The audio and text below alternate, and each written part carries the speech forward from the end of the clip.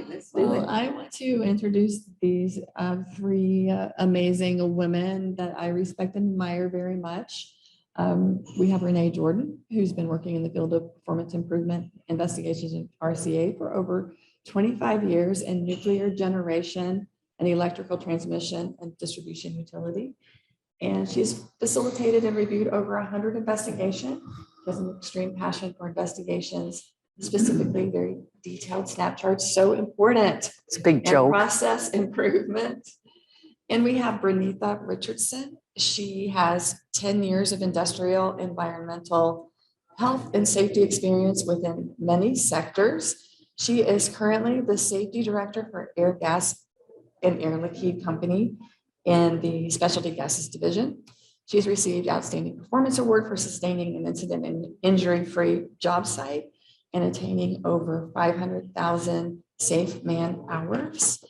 And we also have Cynthia Leitner. She's a doctor of education, certified nurse practitioner, and certified professional in patient safety. Her experience includes a lot of different things: legislative, patient safety policy making, development of patient safety education assessments, and standard work documents. And currently, she's a Taproot instructor, system administrator of incident reporting system to new electronic medical records. She's a coach and works on process improvements initiatives. So you can learn a lot more about these women on the Whova app. We've got their full bios there, but we're going to start. Please, everyone, welcome Renee Jordan. Hello, everybody. It's going to be a little difficult coming up after Klaus, because some of this is going to sound a little similar to what he spoke about earlier, but we're going to kind of go through the journey of our human performance journey. Oh, I'm supposed to. So just kind of a story. I'm going to start with two things. I'm not a real technical person. So when I start off my investigations, you know, I've got a lot of brain power in those rooms, and I look at them and I go, God did not give me a personality or a technical brain like yours with a personality like this, because he was afraid I'd rule the world. If you've taken e-colors, I'm a very high yellow followed by a red. I don't think anybody could have judged that. And then one other story I'll share with you is a few years back, we were going through our merger with Baltimore Gas and Electric, and my manager and I were sitting at the hotel having some drinks, and I asked him why he does what he does, because he's got a huge background in human performance and investigation as well. And, you know, he gave the typical answers of the process improvements and data analysis, and boy, that man loves some data. Like, we get into a little data analysis paralysis sometimes. And he says, so why do you do it? I go, because I look at our jobs as saving lives. And he was just rather flabbergasted. And kind of my mantra is one investigation at a time, saving a life. And he remembered that this year when he sent me his Christmas card and wrote a little note in the Christmas card that he sent me. And unfortunately, this past week and a half has been pretty emotional. I think I'd shared with some of you, I'll be leaving. I'm retiring this year after it'll be 34 years. He announced he's retiring July 1st. So I have to go 6 months without him. And I've worked with him since 2009. So I've got him trained really well, right? But no, he's just an amazing man. So just a little bit about our company.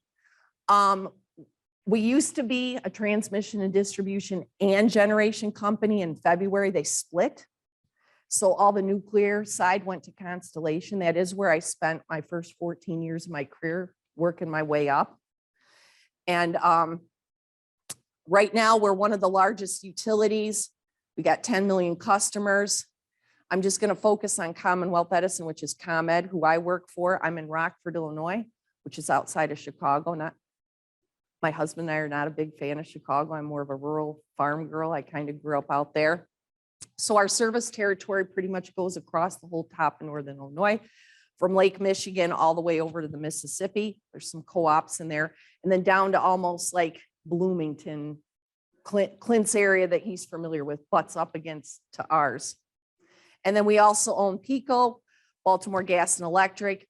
And then these here we refer to as Pepco Holdings. So Atlanta City Electric, Delmarva Power, and then the Potomac Electrical Power Company. So the goal here today is just kind of to talk about the evolution. This is not something that happened overnight. And I have to tell you, from coming to these seminars, one thing I realized is we're a bunch of little spoiled brats because I'm not part of safety. We actually have a performance assessment group. So it's environmental, health and safety, and the performance assessment group. So the safety professionals pretty much go out and do their job. They're in the field. We get stuck with analyzing all their data and different things like that. So just a little bit of the history. We're going to burn through this, then we're going to circle back, and I'm going to talk a little bit like Klaus did this morning on what's made us successful from a system improvements perspective with Taproot. But back in 2001, they did have some thresholds. They were starting to get in with, distribution and transmission incidents. So, well, of course, we have our OSHA criteria, and they were using a nuclear investigation template. I guess they kind of swiped it from PICO at the time. So then the next year is when we started, that's when we merged with PICO. We brought in the nuclear, and they started mimicking Exelon Nuclear's corrective action program and human performance program. So about the 2004 is when I came over, and I still kind of chuckle about this. Like I said, I was in nuclear, and I sat down with my new coworker, Joffrey Holloway, and he says, here, why don't you start out and you can read these procedures? And I looked at him and I go, well, yeah, I need to read them because I was in nuclear, but hey, dude, I helped write these, so I know them pretty good. So that kind of helped set me up for success. So then with the human performance tools, and I do have some books back there, if you want to grab one. We went through some evolutions. We have a little book on, we call them our event-free performance tools, things like 3-part communication, job briefs, different things like that. We did a very extensive rollout in 2007 of those tools, where we created they're called dynamic learning activities with faulted scenarios. We actually brought one of the concepts to the 2008 Taproot Summit and practiced it, where we had a clearance order with some problems. I'm not going to get into a lot of it, but it was really neat. We did some train the trainer sessions, and we trained the entire company on these tools. And then through the years, this little book here evolved with some more pictorial based type pictures. And they're really great because they double as training aids. You'll see a lot of people snapping different pictures to put into communications. So then the cool thing here in 2008, and I'm going to cover this a little bit more. We brought system improvements in about 2005. I had met Michelle Lindsay at one of the summits, and I'll get into a little bit more on that on the next slide. And I was honored. She's been a mentor of mine. It's kind of a little scared about her being in here to come in and do our training. So 2008 and 2009, we did our condition reporting and safety observation. We created a front end, and boy, do we have some data. And it's still not the easiest thing to use, but it's unbelievable the amount of data that I can pull out. I was actually talking to one of the Asplin, that's a veg management company we use. He could call me right now and he could say, Renee, I want any investigation we've done on your property since 2004, and I could have that information for him in 5 minutes. Less than that, probably.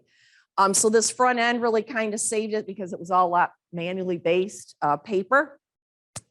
In 2009, my coworker and I were tasked with, we were having a hard time sharing lessons learned. And we had a lot of nuclear people on system. They wanted us to do something like INPO, Institute of Nuclear Power Ops, did.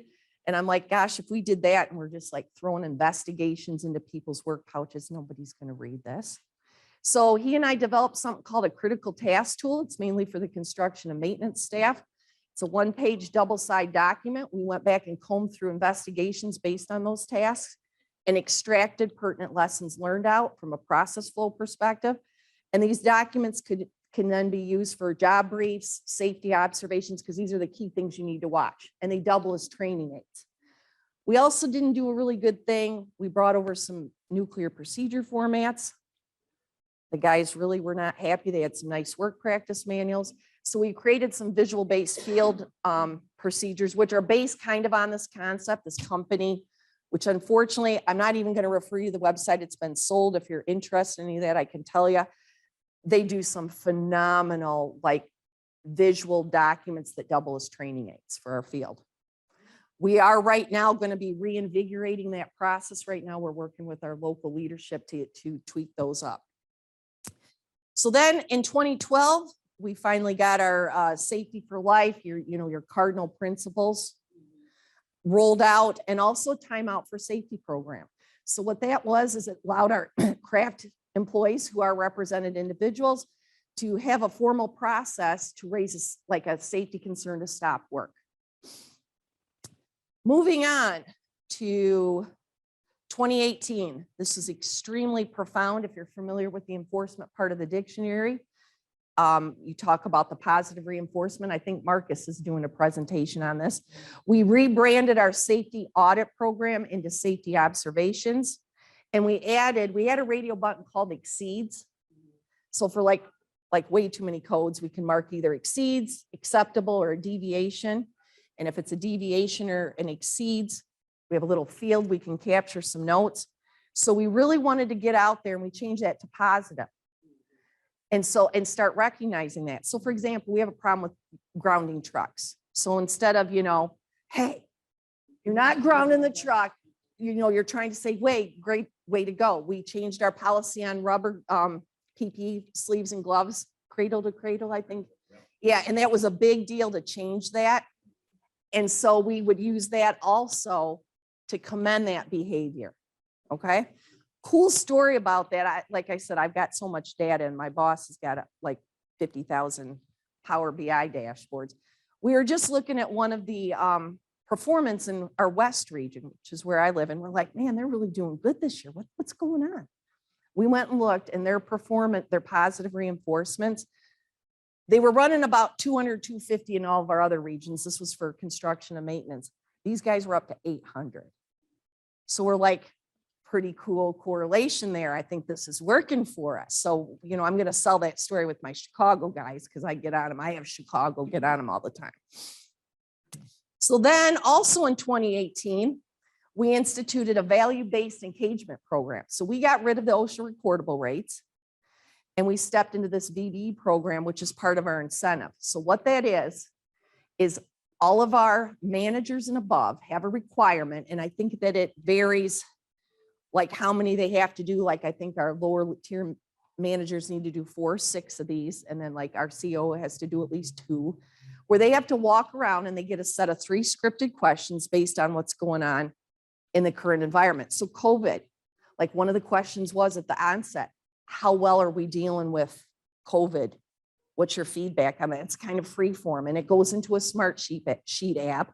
And one of our people, like we have like a special little safety group that combs through that data with that PPE change when that came out, questions about that. And I'm going to tell you, we keep a tight eye on that, because if they don't meet their goals, we won't get our bonus. So that's been a really good thing for us as well. 2019, this is something we'd worked on for years and we just couldn't get it going. Most of you would think of it as near misses. The guys and gals rebranded it as a close call program. And again, we use the smart sheet. We're having a little problem getting that data in right now. We're going to, from the smart sheet over to our other program, but they can easily get in there. They can enter things anonymously. My coworker, Jeff Lewis, has been tremendous at working on this. He pretty much calls everybody and personally thanks them. And then they also select certain of them weekly, and they will either get pushed up to, they get pushed up to our CO and CEO and get put into our weekly safety communication. Plus he does a summary once a month in a version called the Light. On top of that, when we put that report together, my team's also looking at the CRs and the safety observations, and we put a little report together. And it's not uncommon for our COO to send something out and say, wow, this was a really good, safety observation, CR, near miss. So I've got some tremendous engagement. I'm getting goosebumps saying that, all the way up to the top. Now, these 2 things that are going on now, we're doing the safety classification learning model. This is something that they've been working with a professor in Colorado, and it's not just us. There's a lot of industries involved in this. Clint, you might have heard some buzz on this. It's taken that whole significant or serious injury and fatality and kind of combing it out a little bit more, where they're looking for potentials. It kind of helps you really drive into the injuries, like putting gravity calculations in there and what you're going to investigate. And then lastly, another real thing popular right now is the energy wheel. We're just in the process of rolling that out. These two here, if you have any questions, my coworker Vince, the guy that looks like the dude from The Big Lebowski, he can really get you up on that. We're going to put that energy wheel, is going to be part of our job brief. My coworker Vince, I'm the process person. That man is incredible, very well read on human performance. He's really great to talk to if you want to pull him aside. He's actually on the North American Transmission Forum. He's on the Human Performance Board, and I think he's like a lead or did hold that at one point. Okay. So back here, let's just talk a little bit about investigations and how we got there. Again, this is kind of the Klaus journey as well.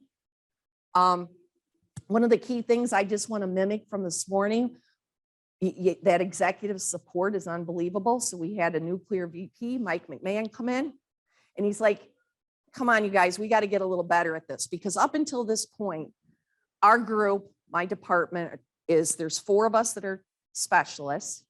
We're all Taproot trained 5-day. 2 of us are certified instructors, and we have a data analyst and we have a manager. Okay. So we were like, you're going to see a pretty profound graph. I was writing a lot of investigations, as were my peers. We were there like hands-on with them. And also, we don't just look at injuries. We do any type of distribution and transmission incident that's focused on human performance with us or our contractors. Now, we don't do our contractor incidents, but we still review them. And then we have like a catch-all bucket as well to pick stuff up. Plus, where I think a lot of organizations really need to look at is not just being focused on your injuries. You also need to be looking at your equipment failures and your process. And we don't have really good defined criteria for our process like I was used to in nuclear. So I was used to, you look at people, process, and equipment. And when they brought our program over, they focused on people. And I tell everybody, I go, it's kind of like if we can't pin the tail on the dummy, they don't want to investigate it. And I hate that term, but that's what it is. You get, a bunch of people that need to deal stuff. We're not always really good at those. And where I'll bring up that that's really important is we just had an engineering design issue by one of our contractors of choice that resulted in a double flash at a substation. And if I can leave anybody with anything, when you're going to see our journey where we're at now, you've got to get to those process issues and figure those out, because those are going to cause your injuries. And that's a hard sell for a lot of people. So back to this, Mike McMahon came in. I'd met Michelle. We were nuclearly wounded. And I knew I needed to bring in somebody, even though she has a background in the energy field and some nuclear, right? That was going to kind of open up a little bit more to people. She came in, she certified 3 of us out of the gate. 2 of those employees have since moved on. Co-taught several courses with us. My boss at the time was phenomenal. He would bring her in because the old Taproot course, you guys, my opinion, and I see Jeremy's joined us, it was hard to teach. We didn't have all those cool videos and all that. And I was like all nervous. She would come in a day before. We would review investigations together. I was like just so blessed to have that time with her. Michelle also came in and provided a leadership overview. And then she mentored some investigations, actually her and Brian Tink, who actually has a transmission distribution background. We brought him in on some of our significant incidents. So I can't tell you, like, if it wouldn't have been for Mike McMahon coming in, wouldn't be where I'm at right now, because he kind of drove all of this. Now, the other thing I'm really fortunate about, unlike like Claus had to do like, I think a 6-hour overview or whatever. Michelle, I can't remember, yours was like an hour or 2. It was so many years ago. All of my executives now were lower tier managers back in the day. They've all been through a 2-day Taproot training. I can only think of one, and unfortunately, maybe fortunately, she's no longer with us. And we were sitting in a root cause investigation, and she was asking some questions about enforcement and accountability. It was very apparent she didn't understand the process. And my executive VP looked at me and he goes, "Oh, obviously Ms. X hasn't been to Taproot training." So you can imagine how cool that was. So we currently have trained, and some of these folks have retired, definitely by the end of the year, about 800 people. And we're doing the virtual course. Vince and I really like that because of our large service territory. It's been working very well for us. So we have very defined investigation criteria for both our root causes and our medium low apparent causes. And again, it focuses on employee and contractor human performance, significant equipment failures. I tell everybody the only time I ever worked on a weekend on an investigation is when our CEO, Mr. Crane, was concerned about nuclear plant impact because our guys used to go and do some work over there. So we do have that for our transmission side, not so good on our distribution side. And some, again, that process issue where we're lacking. We have dedicated performance assessment facilitators. That would be me, Vince, Derek, and Jeff. We also have a really cool data dude too. All of our root cause investigations, 99% of the time, are going to be led by a level like our lower tier manager up to a director with a VP sponsor that have been through the 2-day taproot training course. One time, actually in 2019, when I was down in Texas, we did have an electrical contact. I did get a man that wasn't. However, I was okay with it because he was our safety manager. He just had to get there. If you have a strong leader and they're open to the process, you can get through it, but it's not something that we like to do. My manager will also take our piece of advice on who we think should be leading the investigation. So the way it works, we have a significant incident. That would be our root cause. They're going to look at a rotation of people and they're going to say, okay, VP Valerie, you're next up, but let's say that happened in her area. So they're going to bypass her selecting anybody from her organization and go over to transmission substations or even customer ops. They're going to pick somebody totally outside. Then we're going to get on the phone with our local 15, our union. Hey, we want 1 or 2, depending on what the incident, craft people, boots on the ground people that are going to be involved. We figure out if we need engineering there, safety, training, our methods group. We get all those people on board. Once that team lead's assigned, if we can, we have a checklist for incident response. We're going to send them out there. The last one I was involved in, we actually had an attorney from our claims department lead it, not because it was a legally controlled one, but she's not the person that does that because she wanted it for developmental. She and I met out there on the site that day, and we have a checklist to go through for all of that. Then we're going to get that team rolling as quick as we possibly can. We also have another checklist for that team lead to work through on all the different steps. So typically we'd lock ourselves in a room. Back in the day, some of these were taking months and then we were getting challenged by the organization. We're down to 30 days and we're not cutting corners. We're pulling these out. Now, sometimes do we have to take an action to follow back up on some forensics? Yes, but then we'll meet again. So we'll go ahead and get together for all of that. We'll do maybe within 24 hours, an incident alert's going to go out. We may do, depending on the severity of it, a midpoint like communication. We're going to do a midpoint executive check-in with the VP that's the sponsor. So the VP that's the sponsor is still going to be the person though where the incident occurred. So remember the VP Valerie, if the incident happened in her area, she's still going to sponsor the investigation. And so we're going to present the results to her, to my VP, and to certain stakeholders midpoint so that we don't get in to an executive check-in and we don't have buy-in. So then we'll go in and have an executive check-in, which will be participated all the way. Typically our CEO isn't in there, but our chief operating officer on down will be in there to challenge the investigation. They do a really great job of not, they're really bought into the no blame type issues. We do also sometimes use a slide to lay out ground rules to remind them not to jump ahead and different things like that. Then what we'll do as part of our report is we have an effectiveness review template in there where we're going to sit as a team and brainstorm how are we going to come back 6 to 12 months later and make sure that this stuff's effective. And then we do an effectiveness review. Now that's a very hard process. People think that it's like so easy. No, it's just as hard as doing the root cause. I was involved in a fatality, unfortunately, in 2008. It probably took us about 4 or 5 years. I will be very proud of this for us to do that effectiveness review. That thing passed the weight factor, but I'm going to tell you what, we implemented everything we said we were going to. Because we do also have the ability to have like an oversight committee in there too, where we'll be reviewing those actions before they're closed. I wish we would do a better job of that, because unfortunately, sometimes it's when you come back to do that effectiveness review, you find out that people didn't do what they're saying, and then you've had that like gaping wound. We will send out a lessons learned document, which is a 1-pager to the whole organization, sometimes supplement that with some talking points. And then we place this on something called a lessons learned calendar. Now, the people aren't using this as well as they should, but like, let's say the incident happened. I did have one happen on Valentine's Day, February 14th. Every year on February 14th, somebody can go and look, and there's that little 1-page document. And then the last step we do is we have an applicability review process where we will pick out certain corrective actions that we think that the other utilities need to review. And then they have to go through and look at them for applicability for their group.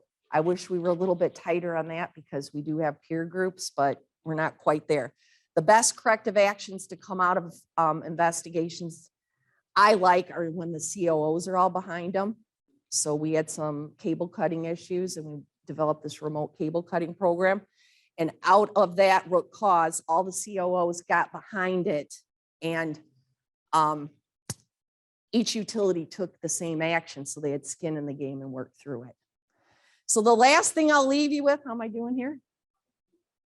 Sorry. This is one of the key things. And I'm going to say what Claus said. I'm going to repeat back what he said too. Don't think that just because you train everybody, even though I got 800 people, I don't have 800 kicking root cause investigators out there. Some people are going to do good, some are not. But the one thing I've found that if you have a really good root cause team leader, they are definitely one of the best organizational leaders ever. If they're not good at leading the team, my history has proven to me they're not good leaders. So I've worked with some tremendous people. I'll just feel so fortunate when I left. Like I said, a lot of these people that are in the leadership I've known since they were individual contributors. So, and we'll go, let's see. So this is the coolest thing here. I'm going to frame this. We do a human performance rate. And I can pull our OSHA rate, but this is everything.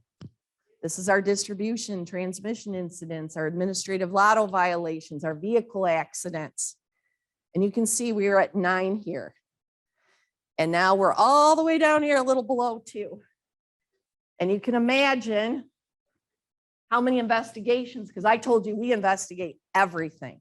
So Vince kind of extrapolated this out a little bit and said that there's probably 11 fatalities saved during this whole journey. The one thing that we want to get to now, we haven't been really good on our significance of incidents. That's the next thing we're going to start flushing out. Our Exelon utility VP said they're going to start looking at more of those PSIFs, they're called potential, and try to grade maybe some of our injuries, because not all injuries are created equal, not all vehicle accidents, distribution incidents. So that's it. And thank you very much. You got a phenomenal background. No, I just was going back to my little desk. I'll just sit there. Oh, here. I'm sorry, I didn't even. I'm done. I'm running away. No, it's just a question. You were saying there was a document that the company has sold that was very good with training. Oh, the critical task tool and the field procedures. So I would like more information. Oh, yeah, I can definitely share that with you. That's great. Yes, Clint. Do you, and I was just curious, you were talking about capturing all that information.